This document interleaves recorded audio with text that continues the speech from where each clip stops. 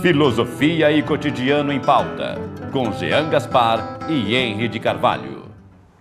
Tudo está bem quando sai das mãos do autor das coisas. Tudo degenera entre as mãos do homem. Ele força uma terra a alimentar as produções de outra, uma árvore a carregar os frutos de outra. Mistura e confunde os climas, os elementos, as estações. Mutila o seu cão, seu cavalo, seu escravo. Perturba tudo, desfigura tudo, ama a deformidade e os monstros. Não quer nada de maneira como a natureza o fez, nem mesmo o homem. É preciso que seja domado por ele, como um cavalo adestrado. É preciso apará-lo, à sua maneira, como uma árvore de seu jardim. Sem isso, tudo iria ainda pior, e nossa espécie não quer ser moldada pela metade. No estado em que agora as coisas estão, um homem abandonado a si mesmo desde o nascimento, entre os outros, seria o mais desfigurado de todos. Os preconceitos, a autoridade, a necessidade, o exemplo, todas as instituições sociais em que estamos submersos abafariam nele a natureza e nada poriam em seu lugar.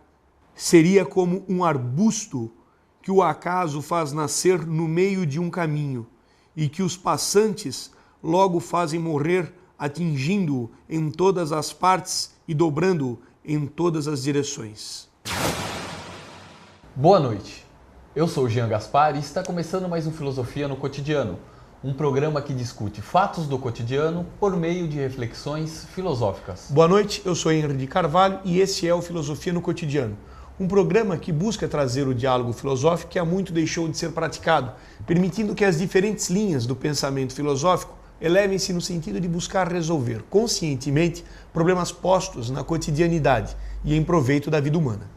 No decorrer do programa, o músico concertista William Gomes ilustra ao som do violão as temáticas a serem discutidas, fazendo um comentário estético sobre as músicas aqui executadas. Filosofia no Cotidiano vai ao ar sempre aos domingos, das 21 às 22 horas, com reprise nas terças-feiras, das 20 às 21 horas. Neste primeiro ciclo de 2009, o Filosofia no Cotidiano propõe uma reflexão acerca da educação, com o tema o papel da família e o papel do Estado. A proposta é trazer à luz o que é educação. Por meio desses dois agentes sociais, família e Estado, pode de fato transmitir aos indivíduos. Ou seja, como é possível transmitir o conhecimento. Aliás, qual a possibilidade de se obter o conhecimento. Foi destas questões epistemológicas que os gregos, na antiguidade, já se preocupavam e refletiam acerca da educação. Por exemplo, na obra Mênon, de Platão, o livro começa com uma pergunta de Mênon a Sócrates: se é possível ensinar a virtude. Sócrates, por sua vez, questiona se realmente sabemos o que é a virtude. E, desta forma, o diálogo suscita outras questões de suma importância para pensarmos a educação, como, por exemplo, qual a relação entre o conhecimento da virtude e alguém ser virtuoso? Há diferença entre conhecimento e ensinamento? Como se ensina e se ele é de fato possível? Sabemos que muitos filósofos não concordam com a teoria platônica da anamnese, porém, as questões e discussões do pensador grego continuam atuais nos dias de hoje. Basta olharmos as agressões físicas e mentais entre os seres humanos, que são produtos da mais autêntica falta de educação. Por esta razão, o debate acerca do papel da família e do Estado na formação do ser humano, para refletirmos quais os limites e responsabilidades de cada um desses agentes e como eles podem servir de instrumento para um melhor viver. Essa noite, para expor e responder às questões, estará aqui a professora Yolanda Glória, doutora em Ética e Filosofia Política pela USP, atualmente professora da Pontifícia Universidade Católica de São Paulo, a PUC, e coordenadora do grupo Nietzsche e o Pensamento Atual. A professora, que inclusive já esteve conosco para discutir amizade, é também autora de diversos artigos acerca da educação. A problemática a ser discutida na noite de hoje gira em torno das teorias educacionais, entre outras questões. Mas, em suma, o que as teorias educacionais devem propor ao cidadão?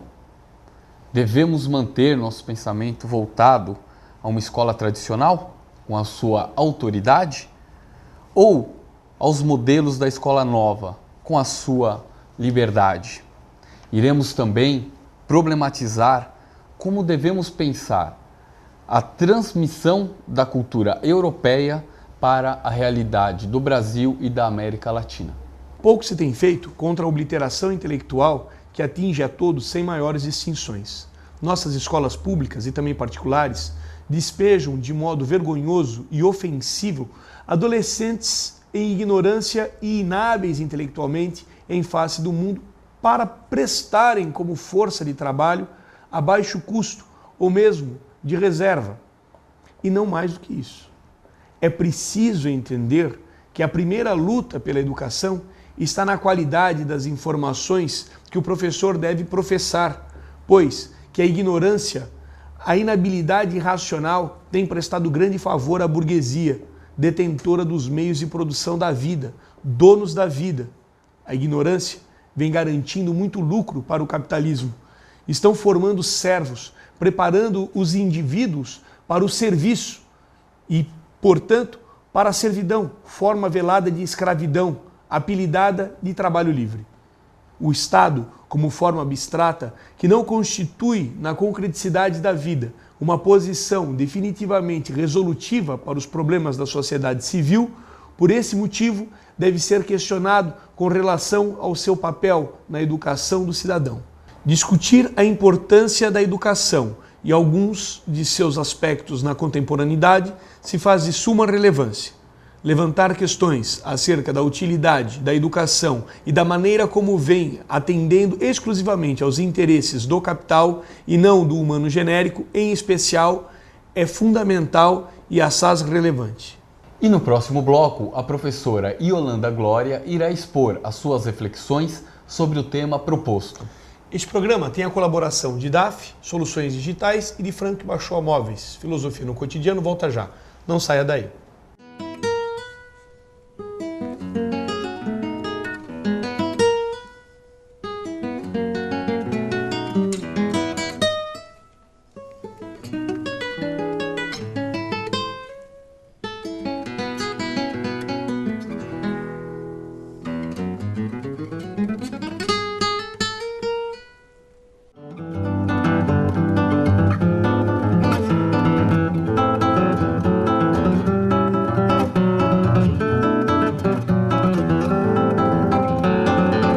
Você está assistindo Filosofia no Cotidiano, com Jean Gaspar e Henry de Carvalho.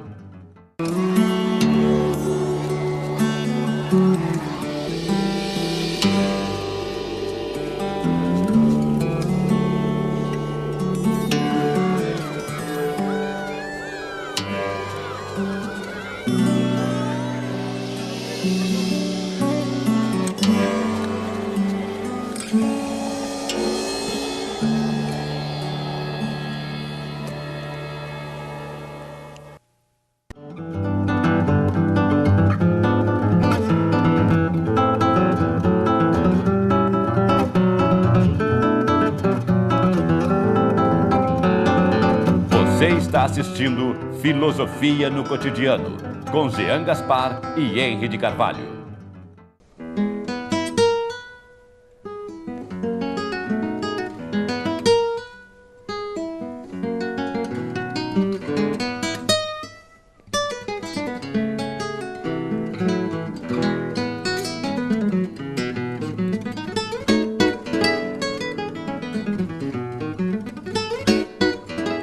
Estamos de volta com Filosofia no Cotidiano. Esta noite, com a professora e autora do livro Escolher a Montanha, Os Curiosos Percursos de Paul Veyne, Yolanda Glória, que irá expor acerca do tema Educação, o papel da família e o papel do Estado. Boa noite, professora. Boa noite. Professora, eu gostaria que a senhora iniciasse fazendo as primeiras considerações acerca da nossa temática mesmo, sobre o Estado, a família e como é que se relaciona isso dentro da educação. Bom, vou retomar algumas reflexões sobre educação já bastante antigas que eu elaboro, que agora trabalho mais com a parte de filosofia, mas um pouco vendo desde alguma perspectiva, quando se faz uma relação entre educação, Estado e família, é claro que elas se trabalham numa rede, sabe? Você não pode falar de um dos aspectos sem falar do outro, todos se misturam na atualidade, né? E talvez desde sempre, mas de diversas maneiras. Mas também seria interessante considerar que, se bem a educação foi uma preocupação desde os antigos, como paideia ou como transformação, e não somente como uma erudição, como vai se entender depois, papel do Estado e da família são diferentes porque os próprios objetos chamados Estado e família também são diferentes nas diversas épocas, são transformáveis, se você quiser, a rigor, não constituem objetos, ou seja, são práticas governamentais diferentes que vão dar origem a um objeto chamado Estado. Por exemplo, se você tem uma prática paternalista, uma prática de pastor-ovelhas, ou uma prática diferente de governamentabilidade, ela vai dar origem a um objeto chamado Estado numa época que vai ser diferencial de outro, né? Uhum. E também o papel da família, porque o conceito de família muda tanto desde a antiguidade até nossos dias. A família romana, por exemplo, para tomar uma questão completamente outra, não se entende como a nossa família, as relações entre eles são outras, a maneira de mostrá-la. Então, até também teríamos que levar em conta que hoje em dia, na nossa sociedade, também não é exclusivamente o papel típico de uma família, sino que se considera a família, por exemplo, quando a chefe de família possa ser uma mulher, que tem muitos casos, só mulher. Então, que esse conceito de família também, aos poucos, vai tendo suas mudanças.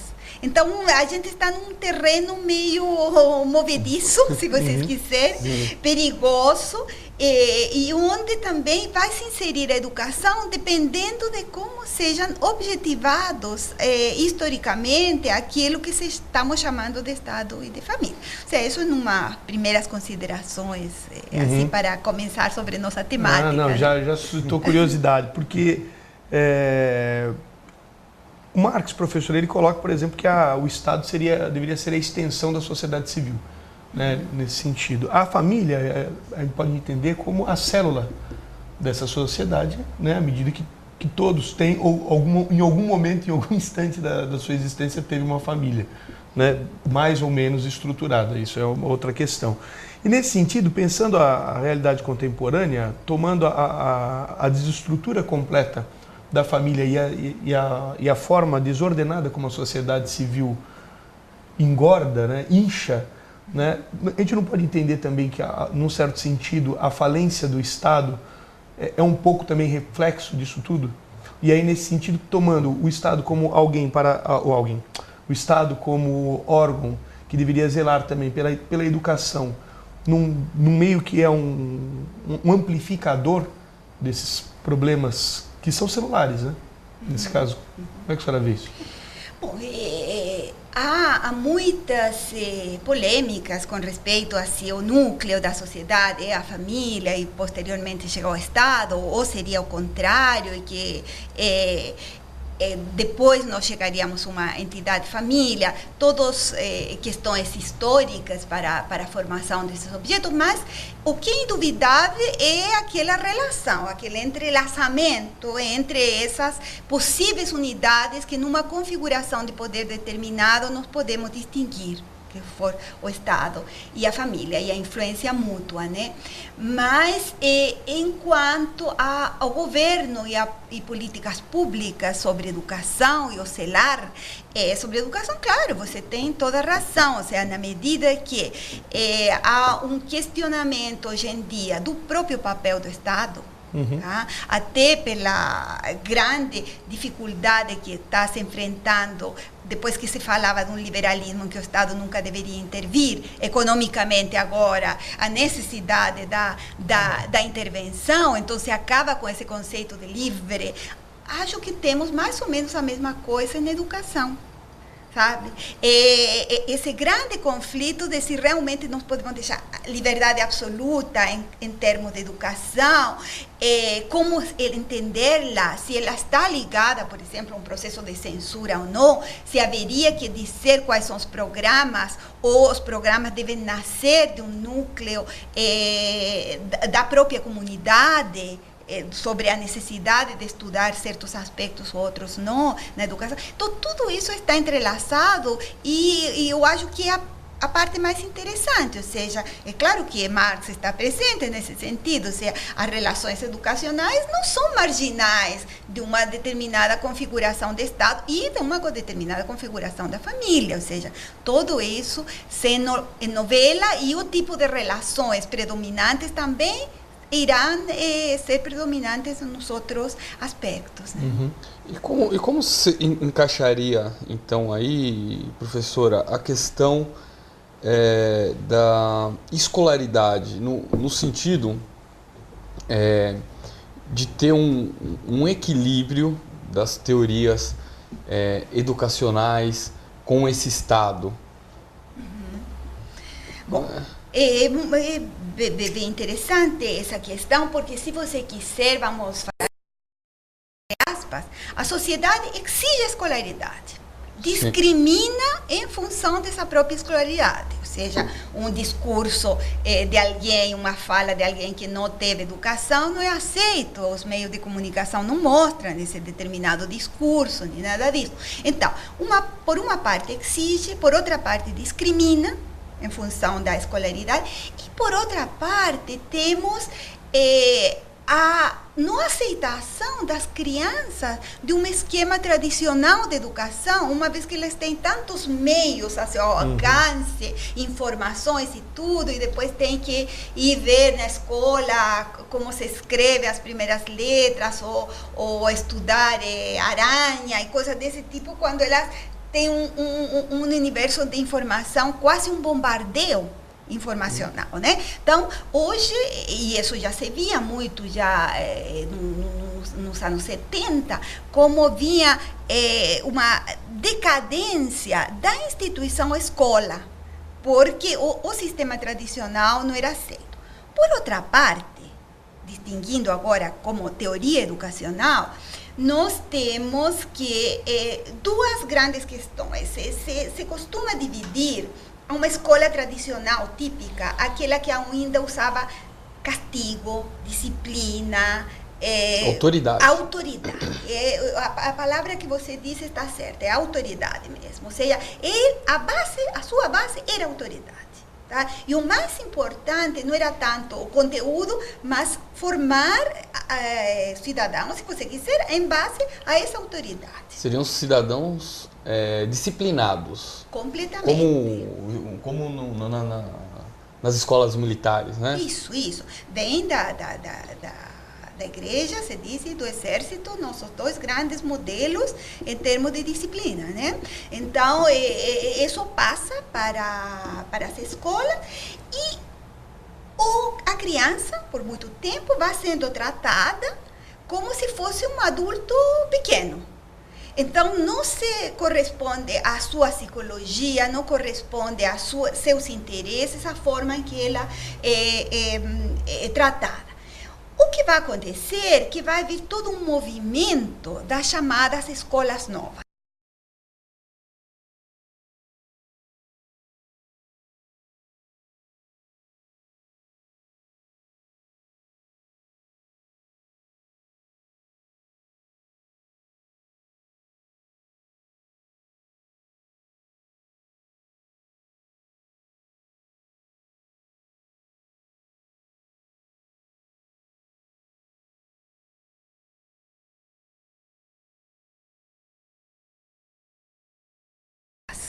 Então, essas escolas novas vão tentar alterar a pedagogia tradicional, baseada na autoridade, e a grande palavra que vai surgir vai ser liberdade. Então, de um lado temos a escola tradicional e típica, com a qual é muito difícil alguém concordar, né? Tá? Mas mesmo assim, você vai, de alguma maneira, ter essa outra oposição que vai ser a escola nova. Aí teve muitas experiências, umas melhor sucedidas que outra. E teve uma extrema, que é até interessante a gente localizar para saber o que deu, que foi a escola do laissez-faire.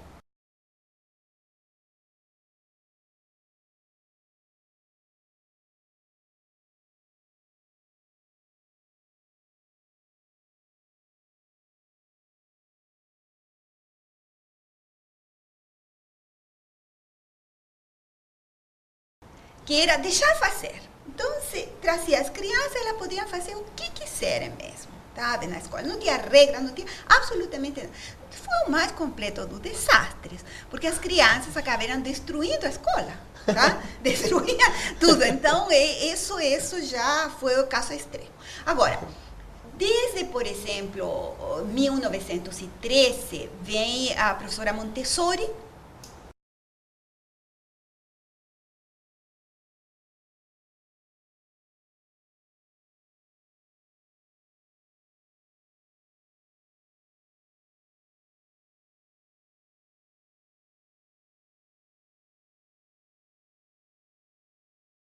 que vai fazer uma grande mudança em termos de pedagogia experimental, porque ela vai levar em conta a ação das crianças.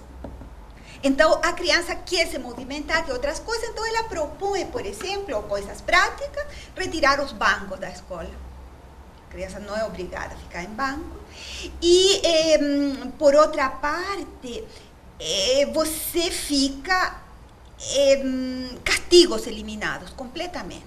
Castigos eliminados. Nesse método, professora, eu pesquisei isso há muito tempo atrás, se eu não estou enganado, ele trabalha um pouco que a criança, ela não, parece ser, não pode fazer o que ela quer, como no método que você citou anteriormente, mas nesse ela pode escolher o que fazer. Tem alguma... Tem mesmo, porque como ela se baseia na ação da criança, um pouco se segue essa ação. Mas são as primeiras, estamos falando de 1913, tá? Que é a época de Montessori. Então, é bem recente, são as primeiras pedagogias experimentais. E existem hoje escolas Montessori, tudo mais. Aqui no Brasil, inclusive, também, tem bastante. Inclusive, mas se você vai ver com muito cuidado, ela dizia, qual é a grande referência? Rousseau. Mas ela diz, Rousseau era muito vago. Tá? Então, essas questões muito vagas de Rousseau não vamos levar a questões práticas. Então, ela impõe isso. Mas, ao mesmo tempo, ela já se encontra com o problema do limite, de até onde, da disciplina. E aí existe um texto de Montessori que chama-se Casa das Crianças, em que ela faz um regulamento que, por surpreendente que seja, quedam fora da escola, ela deixa fora os indisciplinados, os sujos, e os mal arrumados. Todo esse tipo então, ela não retoma essa diferença, nem que fenômeno social está por trás que está provocando também aquilo, ou pelo menos, se não é um reflexo da sociedade, pelo menos que interação existe entre o nível social e aquilo. Então, ele se encontra com esses problemas. Então, as pessoas pensam que é muito novo aquilo, mas a prática, de fato, ela diz se basear em teóricos da Revolução Francesa.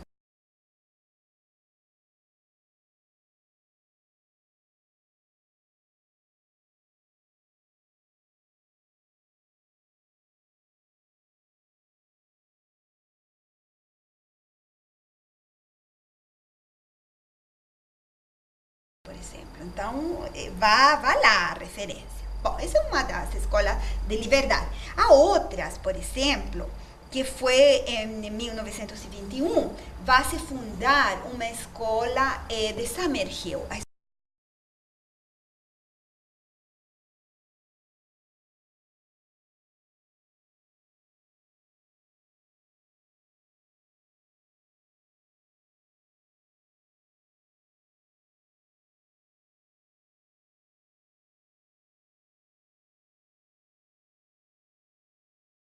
experiência de Summerhill em Inglaterra. Tá?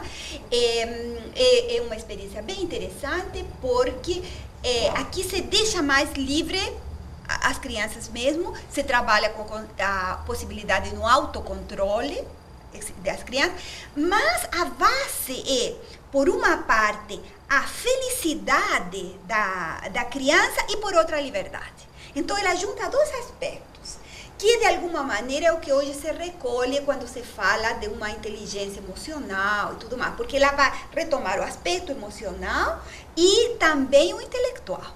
Então, ela junta.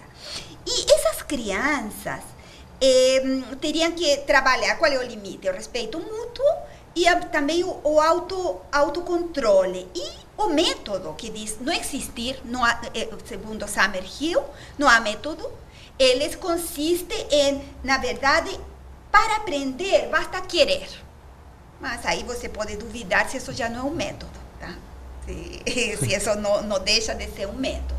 Bom, mas esse é outro assunto. Agora, o que acontece com essa experiência de Summerhill? A criança é realmente separada da sociedade. Ela está numa cidade completamente outra. A experiência dela é outra. E é economicamente inviável para qualquer pessoa enviar seus filhos para Summerhill. É uma escola de privilegiados, são poucas crianças. Eu outro dia, num filme, eu escutava um diretor inglês que ele precisava pôr umas crianças livres dentro do filme, é aquele filme As Horas. Sabe? E em que as crianças que têm que participar são os filhos da Virginia Woolf, que tem que acontecer, e ele não sabe onde encontrar essas crianças livres e tudo, e vai procurá-las na escola de Summerhill.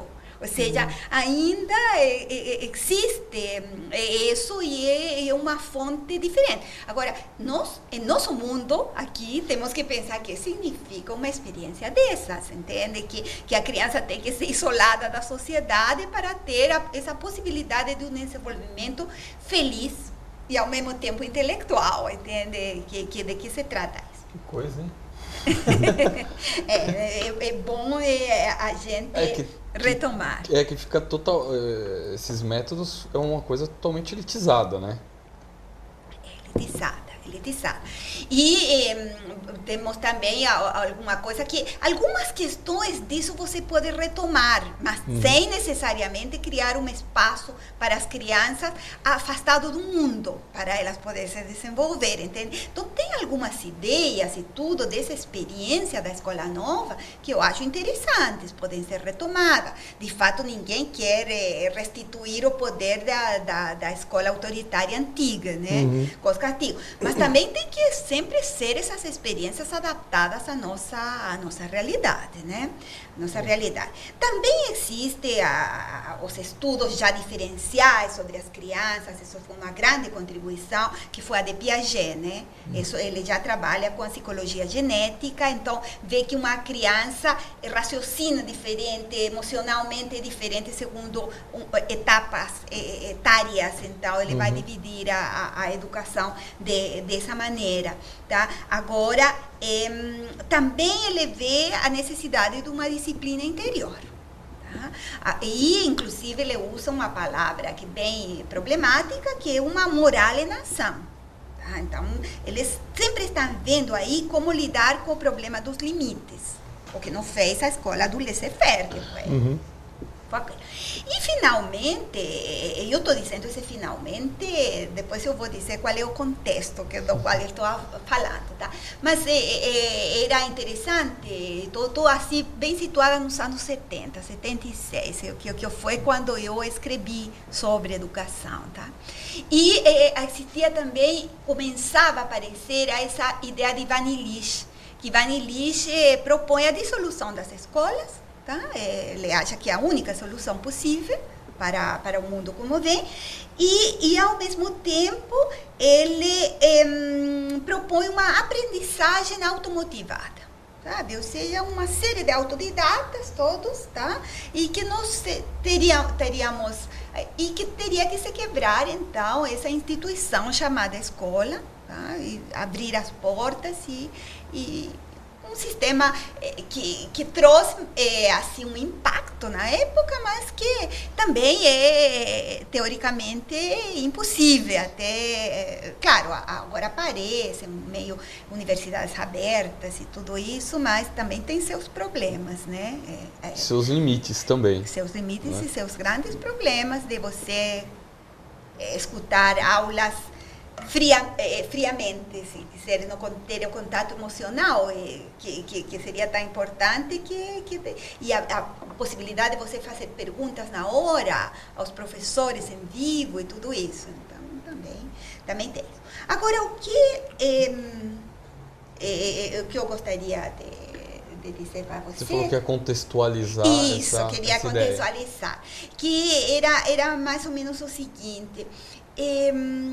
quando eu vim para o Brasil no ano 76, né, depois da experiência político-educacional terrível que vivi em 3 anos de ditadura lá, aqui tínhamos a época da abertura. Glória, eu acho que é um tema muito interessante. Você vai falar que é sobre a sua experiência quando você escreveu para Opinião. É isso. Então vamos fazer o seguinte, nós vamos ter que dar uma pausa agora para o nosso intervalo e depois, na volta no próximo bloco, aí você vai voltar, a professora Glória vai falar aqui conosco a experiência que ela teve escrevendo artigos para um periódico, para um jornal da época, chamado Opinião. Pedimos a vocês para que não saia daí e aguarde o nosso próximo bloco. Filosofia no Cotidiano volta já.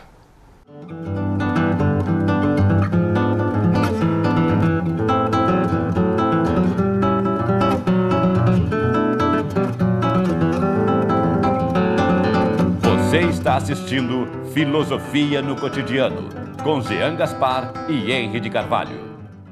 Requebra bumbum, nome, nome, nome. Ai, requebra bumbum, nome, nome, nome. Ai, requebra bum, e nome, nome, nome. Ai, requebra bumbum, nome, nome, nome. Ai, requebra bum. Dessa vez eu quero ver você mexer. Quero ver. Requebra bumbum, nome, nome, nome.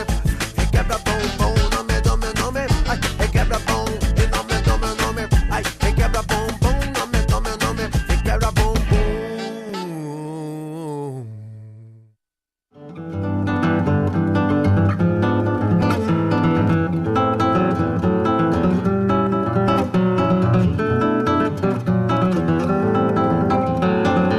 Você está assistindo Filosofia no Cotidiano, com Jean Gaspar e Henry de Carvalho.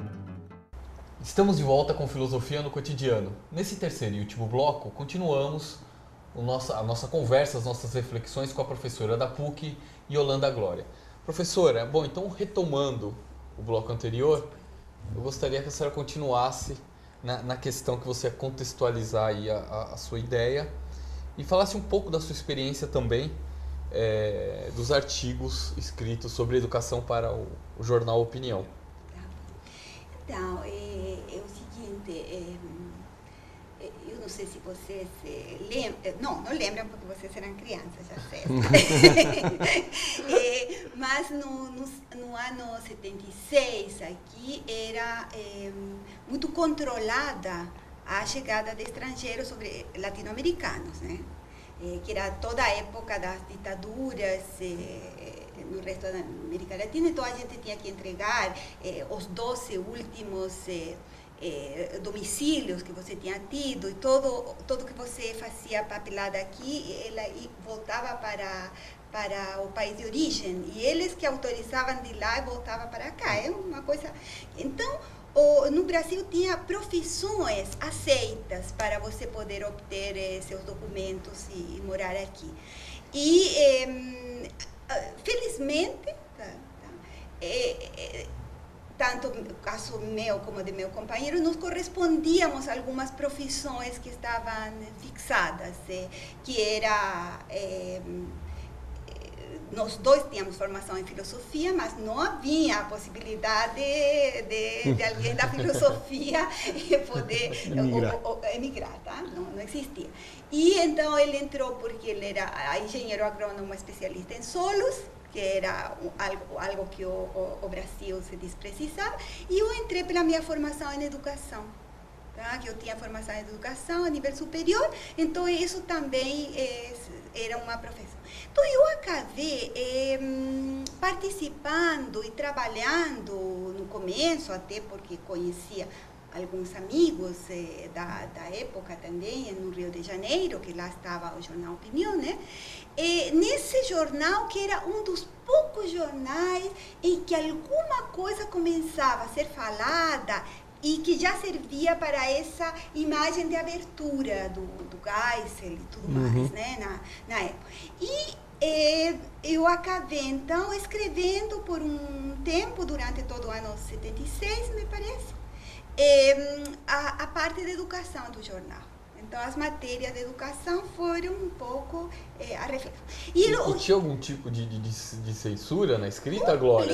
Como que... Completa, tá? Tudo que nós... Cada artigo, tudo que nós escrevíamos, ia para a censura em Brasília. E voltava, inclusive, aí que já vinham censurados os artigos e muitas vezes o jornal deixava o espaço em branco ou em preto para as pessoas perceberem que nesse ponto tinha sido censurado. Agora, como eu já acho que já tinha internalizado a autocensura com 3 anos do regime Pinochet, entende? E que lá era até muito mais dura, tínhamos toque de recolher, né, todas as noites durante esse período, e eu mesma fazia essa autocensura, então eu escrevia sobre educação, mas mostrávamos assim, liberdade para as crianças, liberdade na escola. A palavra não será liberdade. Então, atrás do que você trabalhava da educação, você ia mostrando como a educação não é uma variável independente do sistema político, econômico, como ela se liga. Então, toda essa conversa estava presente no artigo, mas, digamos, em um outro nível, não poderia aparecer como tal. Entende? Então, nós discutíamos o problema das crianças americanas, por exemplo, havia a liberdade na escola, um artigo sobre a liberdade na escola, um livro que tinha aparecido aqui no Brasil, sido traduzido justamente no ano 76, que era um livro que questionava a educação americana e o problema da liberdade. Então, a escola nova, nesse ano, até 1973, a escola nova nos Estados Unidos só existia em 350 escolas. Todo Estados Unidos, pelo qual você vê, todos os outros mantinham de alguma forma vivo o regime autoritário de castigo, que são dados que vai fazendo ao autor, que era Alain Grobard, vai fazendo ele pensar se existe essa possibilidade de uma escola política, se não, e ele acaba concluindo, que eu acho interessantíssimo, que a escola, por exemplo, nos moldes que ela é feita e com sua ideia, só obedece ao esquema do liberalismo. Então, mas é uma conclusão que interna a pesquisa que ele faz sobre a escola americana. Tá?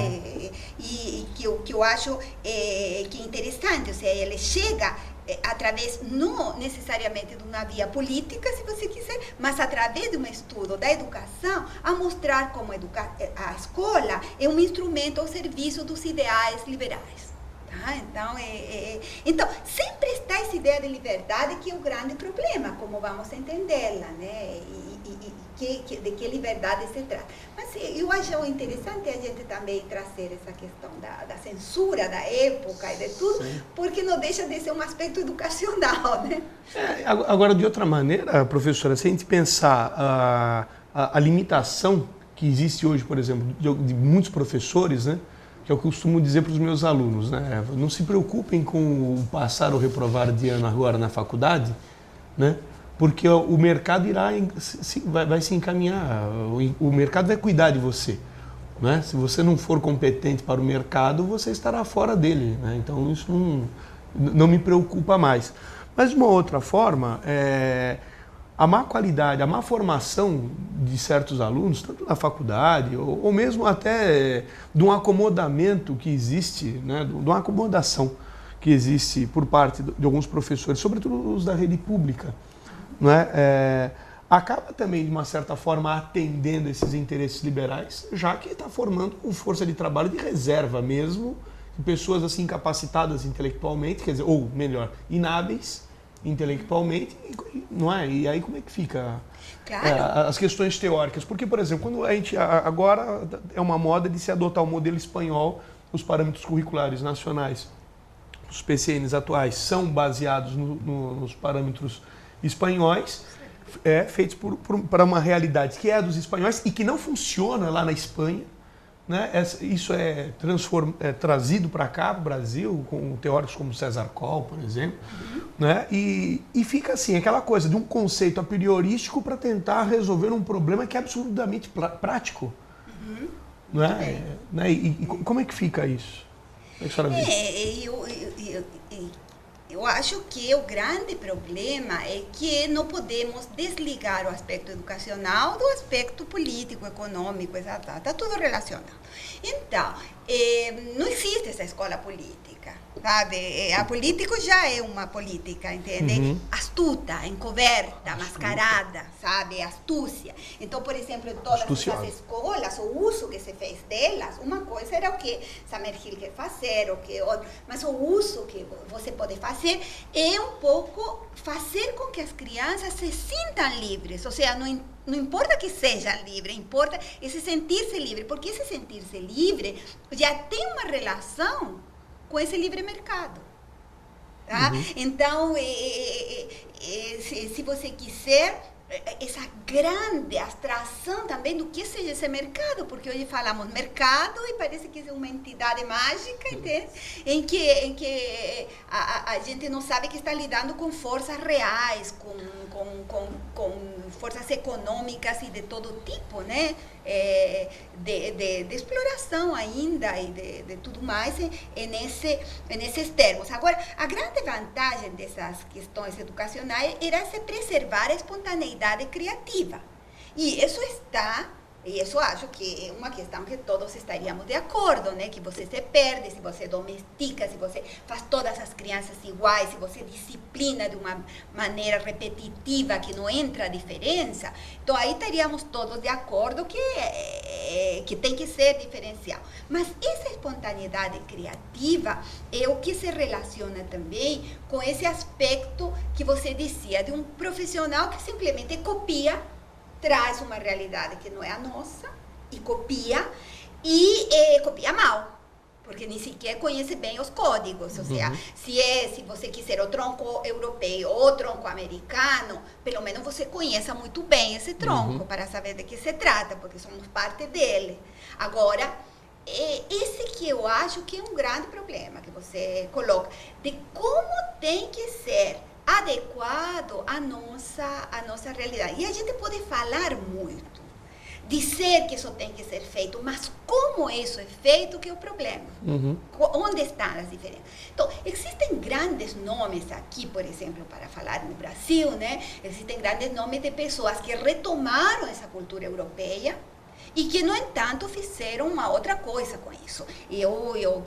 Para dizer alguns nomes, eu citaria, por exemplo, Paulo Freire, Augusto Boal, Antônio Cândido, Sérgio Buarque de Holanda, todos eles fazendo um trabalho diferencial, porque eles dão conta do modelo de lá, mas ao mesmo tempo se apropriam desse modelo e fazem ele diferencial e específico à nossa própria realidade. É isso que precisamos.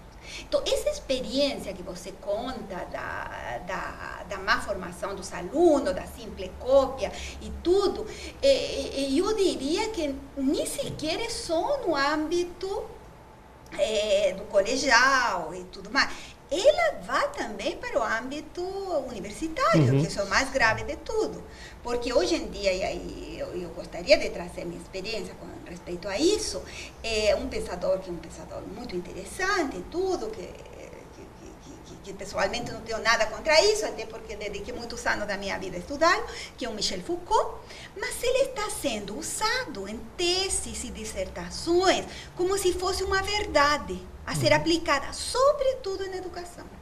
Então, você faz a disciplina em escola X e você traz Foucault fez análise da disciplina assim, você aplica aqui, sem dobrar, sem questionar um Foucault aplicado à nossa realidade, sabe? Simplesmente recolhendo umas categorias estratégicas de uma análise datado que ele fez numa certa época e que aqui se faz. Então, eu acho que todos esses aspectos é uma questão bem interessante a ser recuperada. Né? Porque se apropria, ou seja, nós nos utilizamos dessa cultura europeia, que vem desde os gregos para nós, mas nós trabalhamos simplesmente, como você tem colocado, né, professora, como uma cópia da Europa ou dos Estados Unidos. Hoje, nós também, fazemos isso para cá. A questão colocada é essa, é como transformar, ou seja, adaptar para a nossa realidade, né? Tanto aqui no Brasil como na América Latina, né? Para pensar e poder utilizar melhor a educação, né? Como modelo de transformação para a nossa realidade mesmo, claro, nossos indivíduos. Claro. Nesse sentido, professora, só para acrescentar, como é que fica a posição das teorias educacionais, né, uma vez que elas quase nunca condizem com essa realidade, né? Quer dizer, a apropriação de uma teoria por ela própria, né, tudo bem, toda teoria nasce da prática. Né? E é uma inversão você tentar embutir uma teoria a uma prática, não é? Não, completamente de acordo. Só que eu diria o seguinte, por exemplo, essa ideia de modelo e cópia já é uma ideia platônica, que nós recolhemos para nós. Então, nós nos sentimos a cópia de um modelo europeu que já é mais avançado, e nos fizeram sentir cópias, historicamente. Sim. Claro que a cultura é a outra e nós simplesmente recebíamos, entende? E que tínhamos que nos educar com respeito a essa outra cultura. E tem fatos assim super desconhecidos que são interessantíssimos, por exemplo, como nas colônias espanholas se proibiu a literatura. Ela foi proibida porque os colonizadores espanhóis diziam que isso fazia mal à saúde espiritual dos índios. Então, chegou muito tarde a literatura. Assim que esse boom que fala desse foi muito tarde. Não foi o caso aqui, que a literatura começa a desenvolver-se antes. E há muitas questões desse tipo. Por exemplo, há estudos também de como a fotografia se desenvolve e chega antes de uma tradição pictórica tradicional. Portanto, quando vem a tradição pictórica, já se tem outro âmbito da fotografia.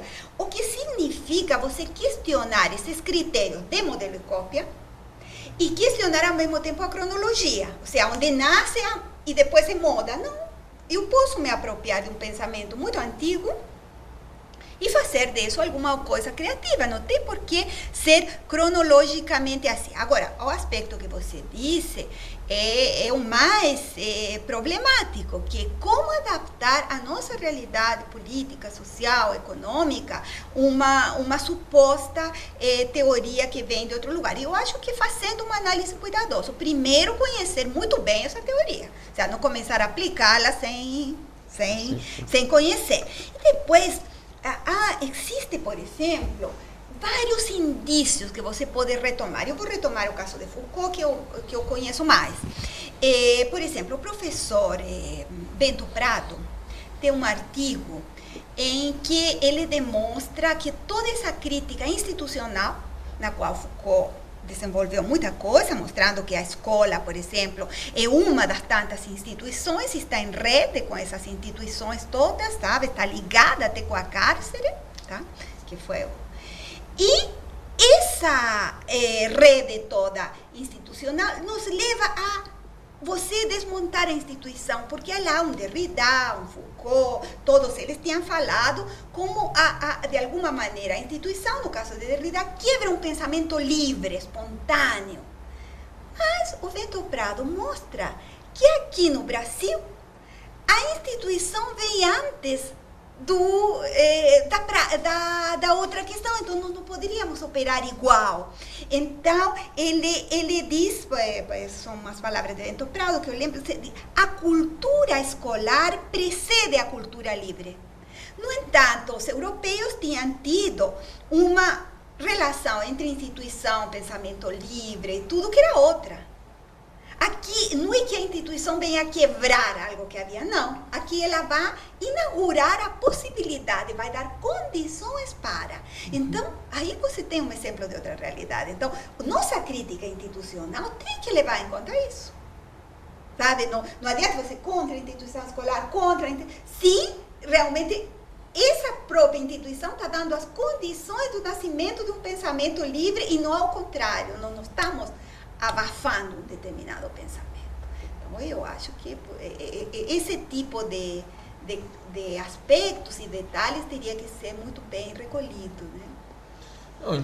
Interessante essa inversão, essa leitura do Bento Prado Júnior. Tem mais alguma... Acho que a gente poderia pensar, professora, agora, com relação à nossa realidade, né? Quais seriam as bases que a senhora enxerga para uma possível transformação dentro do projeto de educação? A senhora chegou a essa reflexão? Eu não sei, eu diria o seguinte, quem sou eu para propor bases, entende, para a educação? E nesse sentido, eu acho que nós poderíamos retomar uma das considerações de Foucault mais esquecidas dele, que é a seguinte: como ver o papel do intelectual? Se bem que o intelectual europeu também não tem nada a ver com o nosso, tá? Porque o intelectual, como ele supõe para um outro tipo de saber, de educação, de cultura e de sociedade, não é um intelectual universal que traz as soluções. Não é um intelectual de soluções. É um intelectual que, de alguma maneira, mostra os impedimentos que fazem que certos discursos de base não sejam escutados. Por exemplo, porque não todas as pessoas têm direito de falar. Mas não necessariamente ele traz a solução.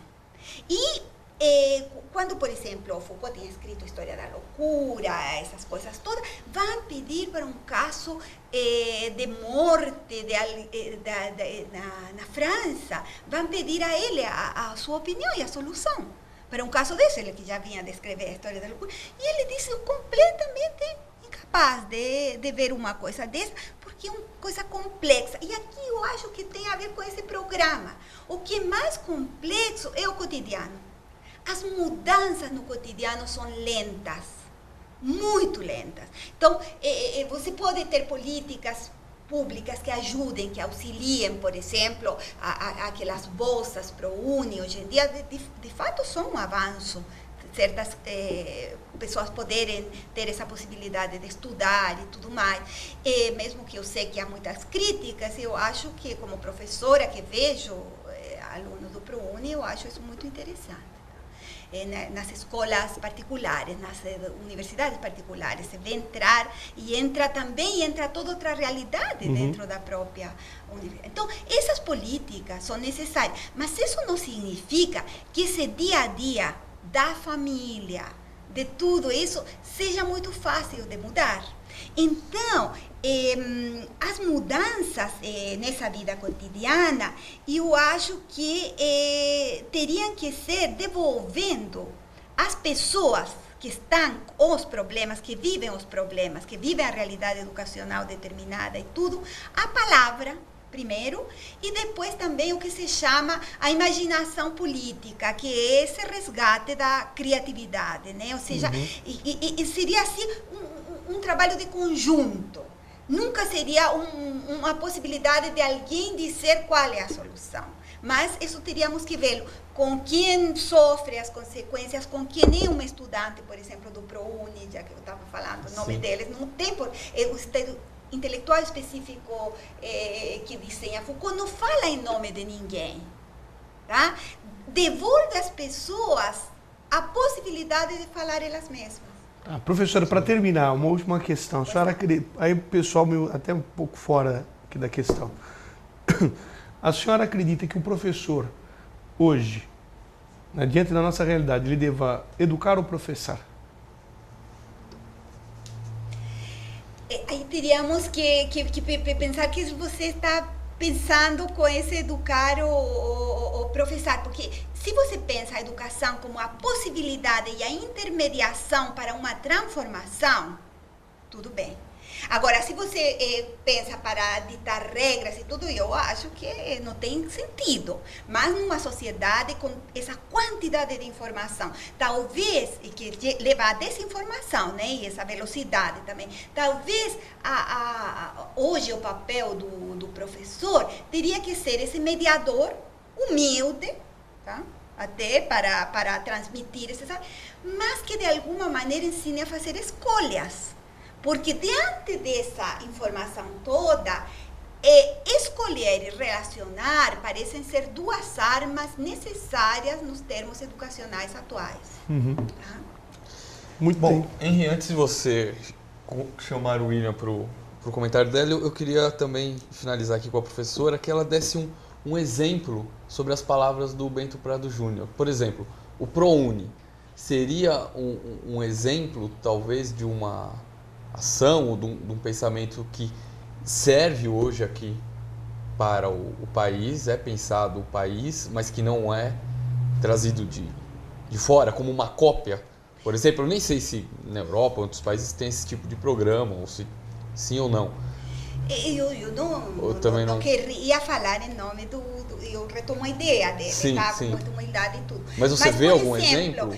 Eu acho que todo tipo de política pública que, de alguma maneira, leve em conta a possibilidade de todo mundo ter uma condição parecida diante da educação, não digo igual porque igualdade é outro conceito tão abstrato como liberdade, né? Mas a possibilidade de ter condições de entrar no sistema educacional para todos, qualquer iniciativa nesse sentido, eu acho válida. Agora, claro, temos que revisá-la, ver o resultado e tudo mais, mas é impossível a gente se desconectar disso que se chamava um sonho, porque aquele teórico que vê as escolas americanas, ele concluía a educação para todos impossível, um sonho.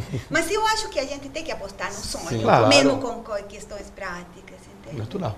Ok, então obrigado, professora. Bom, professora, a senhora sabe, todo final de programa nós fazemos nossos comentários estéticos, feitos aqui pelo professor William. Então, professor William, fica à vontade para a sua exposição. Hoje, dando continuidade ao ciclo sobre educação, né, como prometi, tocar peça somente de Heitor Villa-Lobos. Hoje escolhi o prelúdio número 2, que faz parte de um conjunto de 5 prelúdios que o mestre compôs para violão. Bem, Heitor Villa-Lobos, nascido em 5 de março de 1887 no estado do Rio de Janeiro, foi o compositor mais importante brasileiro. Aprendeu as primeiras lições de música com o pai. Ele ensinara a tocar violoncelo usando improvisadamente uma viola. Desde muito cedo, ele era apaixonado pela obra de Johann Sebastian Bach. Às escondidas do pai, apreciava também a música popular, em especial os grupos de choro no Rio de Janeiro. Também despertou uma admiração muito grande pela música do interior do nosso país, como as modas de viola. Bem, tais influências fizeram que sua obra fosse totalmente diferente do que costumava se ouvir pelos teatros do mundo. Fato esse que fez com que Villa-Lobos provocasse aos ouvidos estrangeiros um quê exótico, o que para nós soaria como tipicamente brasileiro. Villa era um apaixonado pelo violão. Isso fez com que ele dedicasse várias obras para esse instrumento. Hoje em dia, para se ter uma ideia da importância do mestre, suas composições foram gravadas por vários grandes nomes do violão no mundo todo e são consideradas peças obrigatórias no repertório de um violonista que deseja ser respeitado. Nosso gênio era extremamente preocupado com a educação musical em nosso país. Era importante que a música fosse incluída como necessidade imprescindível à educação. Para isso, teve apoio do presidente Getúlio Vargas. Ele apresentou pela primeira vez seu plano de educação musical à Secretaria de Educação do Estado de São Paulo. E em 1931, pondo em prática o programa, o maestro organizou uma concentração orfeônica, chamada Exortação Cívica, com aproximadamente 12 mil vozes, compostas essencialmente por alunos de escolas primárias e secundárias e institutos de educação. Após 2 anos, assumiu a direção da Superintendência de Educação Musical e Artística. A partir de então, a maioria de suas composições se voltou para a educação musical. Em 1932, o presidente Vargas tornou obrigatório o ensino de canto nas escolas e criou o curso de Pedagogia de Música e Canto, que eram projetos de Villa-Lobos. Bem, iniciativas como a de Villa-Lobos e de Getúlio Vargas é o que nós esperamos dos nossos atuais governantes, né, para que a música volte realmente a ser disciplina obrigatória nas escolas, pois precisamos conscientizar as crianças do que é música de verdade, né? Se o projeto de Villa-Lobos tivesse tido continuidade, talvez hoje não tivéssemos na boca das nossas inocentes crianças as banalidades musicais, como os creos da vida, né? Que só vêm empobrecer e envergonhar a nossa rica cultura musical. Pense nisso e ajude a divulgar a música de verdade. Boa noite. Estamos encerrando mais um Filosofia no Cotidiano.